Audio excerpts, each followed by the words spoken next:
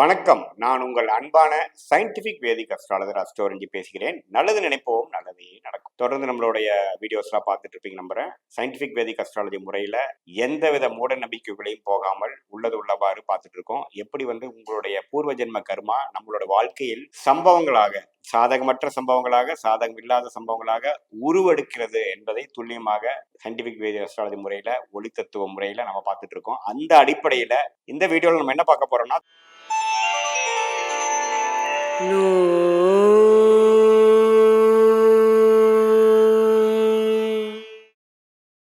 துலாம் ராசிக்கு 2025-26 எத்தகைய ஒரு பலாபலன்கள் நிறைந்த ஒரு ஆண்டாக இருக்க போகிறது.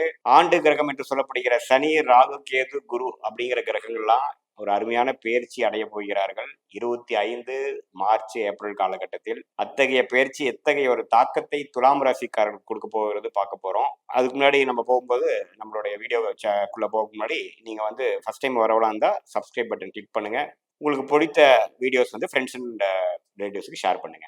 இப்ப பாத்தீங்கன்னா துலாம் ராசிக்காரர்களுக்கு ஒரு நல்ல ஒரு மாற்றத்தை நிற்கக்கூடிய அமைப்பு தான் இருக்கு. ஏன்னா இப்ப எப்படி இருக்குன்னு பார்க்கும் பொழுது, சனி 5ஆம் இடத்துல, ராகு 6ஆம் இடத்துல, கேது 12ஆம் இடத்துல, குரு அஷ்டமத்துல மறைந்திருக்காரு. ஸோ எப்போ ஒரு சுப கிரகம் குரு 8ல மறைஞ்சிருச்சோ, சில விஷயங்கள் கிணத்துல போட்ட கள்ள மாதிரிதான் இருக்கும். எப்படி சனி 8ல போச்சுன்னா சில பிரச்சனைகள் கொடுக்குறாரு, அதே மாதிரி குரு 8ல போனா சில வாழ்க்கையில சில விஷயங்கள் நல்லா இருக்காது. அதாவது குரு என்ன? தனகாரகன், புத்திரகாரகன், நம்மளுடைய கான்பிடன்ஸ், நல்ல விஷயங்கள், சுப விஷயங்கள் எல்லாத்தையும் கொடுக்கக்கூடிய ஒரு குரு. அவரு போய் 8ல மறைஞ்சிட்டார். யாரு? துலாம் ராசிக்காரர்களுக்கு. எப்ப இருந்து? 2024 மே மாதத்திலிருந்து 25 மார்ச் மாசம் வரைக்கும் அப்படி ஒரு நிலைமை. ஸோ நிதி நிலைமைகள் சரியில்லை. ஆல்ரெடி கோடீஸ்வரனா இருக்கிறவங்க கூட கொஞ்சம் சில விஷயங்கள் சரியில்லை சார், இது மாதிரி நான் ட்ரையா இருந்தது இல்லை சாருங்கிறாங்க. அதே சமயத்துல ஆல்ரெடி கொஞ்சம் வாழ்க்கை கரியரே ஸ்டார்ட் பண்ணாதவங்க பாத்தீங்கன்னா, ஒன்றும் கையில ஒண்ணுமே இல்லை சார், இப்பதான் அப்படியே ட்ரை பண்ணிட்டு இருக்கேன் அப்படிங்கிற மாதிரி போகுது. ஏன்னா குருங்கிறது நம்ம இம்பார்ட்டன்டான ஒரு கிரகம்.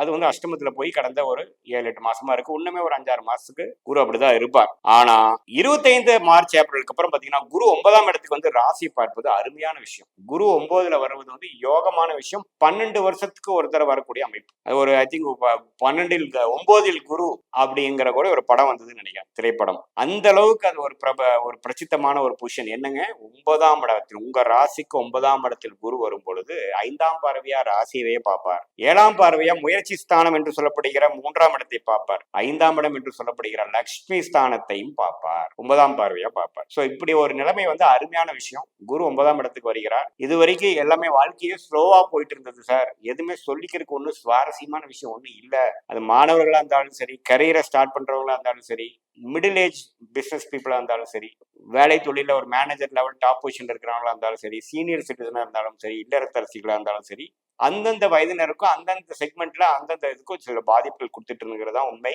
அதே சமயத்துல அடுத்து வரக்கூடிய பயிற்சிகள் பாத்தீங்கன்னா, குரு அருமையான விஷயத்தை கொடுக்கிறார். நான் சொன்ன மாதிரி நல்ல ஒரு ராசியை பார்த்து உத்வேகமும், நிறைய விஷயங்கள் கத்துக்கக்கூடிய விஷயமும், நிறைய இதுவரைக்கும் தெரியாத விஷயங்கள், இதுவரைக்கும் கைக்கு வராத விஷயம், இதுவரைக்கும் உங்களுக்கு கண்ணுக்கு தென்படாத விஷயங்கள்லாம் கையில கிடைத்து பசிக்கு தீனி கிடைத்தது போல் நல்லாக செயல்படக்கூடிய அமைப்புகள் உண்டு. எப்பவுமே குரு ராசியை பார்ப்பது ஒரு அருமையான விஷயம். அது 9ஆம் இடத்திலிருந்து பார்ப்பது அருமையான விஷயம். அதே சமயத்துல 5ஆம் இடத்துல சனி இருந்து 6ஆம் இடத்துக்கு போறது அருமையான விஷயம். அதுவும் குருவோட 9வது இடத்துல இருக்கக்கூடிய அமைப்புக்கு ஈக்குவலான ஒரு பொசிஷன். ஏன்னா சனி 6ஆம் இடத்துல இருக்கிறது அருமையான விஷயம். அதாவது கடன், நோய், எதிரி, வம்பு, வழக்கு, பிரச்சனைகள் எல்லாத்தையும் குறைப்பார், எல்லாத்தையும் கெடுப்பார். ஏன்னா சனி எங்க போறாரோ அந்த இடத்த கெடுப்பார். 6ஆம் இடத்துக்கு போறது அருமையான விஷயம். 6ஆம் பாவம் நல்ல பாவம் கிடையாது. வம்பு, வழக்கு, பிரச்சனை, கடன், உடல் உபாதை எல்லாத்தையும் கொடுக்கக்கூடிய 6ஆம் இடத்துக்கு சனி போறது பாத்தீங்கன்னா, இந்த பிரச்சனைகள் எல்லாம் இல்லாமல் இருக்கிறோம் என்பதை நம்ம புரிந்து கொள்ள வேண்டும்.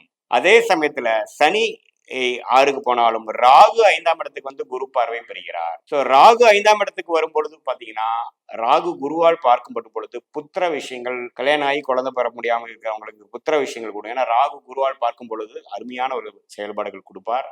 அதே சமயத்துல சில காதல் விஷயங்கள், நண்பர்களா பழகிட்டு இருந்தவங்க வந்துங்கன்னா கொஞ்சம் காதலர்களா மாறுற விஷயங்கள், அது மாதிரி சில பிளசன்ட் சர்ப்ரைசஸ், சில விஷயங்கள் சுவாரஸ்யமான விஷயங்கள்லாம் கொடுக்கக்கூடிய அமைப்பு தான் அந்த 5ஆம் இடத்துல ராகு வந்து குரு பார்வை பெறுவது. ஸோ எல்லா கிரகங்களும் ஒரு நல்ல விஷயமா தான் வருது. அதே சமயத்துல துலாம் ராசிக்கு 12ஆம் இடத்துல இருந்து கேது விரயத்தையும் பிரச்சனையும் கொடுத்துட்டு இருந்தார். வருமானம் வருதோ இல்லையோ செலவு வேணா இருக்கு சார் அப்படின்னு கொடுத்துட்டு இருந்தவர் 11ஆம் இடம்ங்கிற லாபஸ்தானத்துக்கு கேது போகிறார். ஸோ எல்லா கிரகத்தின் பயிற்சியும் 4 கிரகத்தின் மூவ்மெண்ட்டும் பயிற்சியும் நல்ல சாதகமான பயிற்சியாக துலாம் ராசிக்காரர்களுக்கு உண்டு.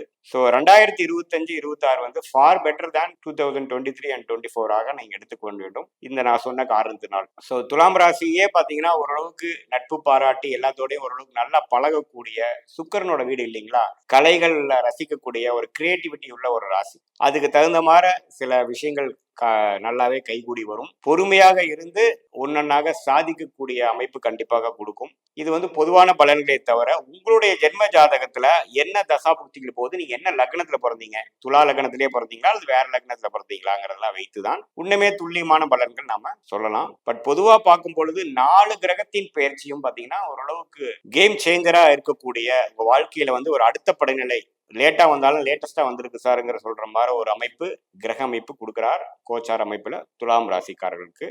நாம தசாபுத்திகள் வைத்து பார்க்கும்போது உண்மையே துல்லியமான பலன்கள் நம்ம எடுக்கலாம். மீண்டும் மற்றொரு காணொலியில் சந்திப்போம். நன்றி, வணக்கம்.